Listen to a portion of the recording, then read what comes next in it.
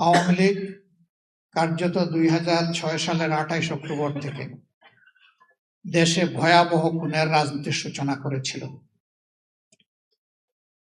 এরই ধারাবাহিকতায় 2024 সালের 5ই আগস্ট পর্যন্ত তারা তাদের হাত এই বাংলাদেশের দেশপ্রেমিক মানুষের হাতে তারা রাঙিয়েছিল রক্ত দিয়ে।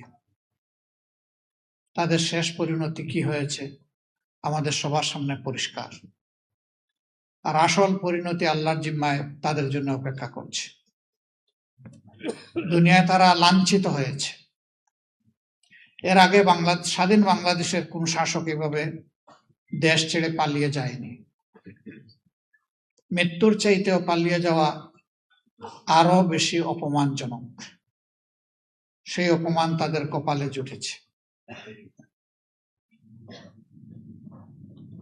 আমরা সবাই মজলুম ছিলাম। পার্লামেন্টে আমি 2-3 বার বলেছি যে এই পার্লামেন্টে এমন সদস্য খুঁজে পাওয়া কঠিন হবে যিনি ফ্যাসিবাদের হাতে জুলুমের শিকারে পরিণত হননি। সুতরাং এটি মজলুমদের একটা মিলন মেলা।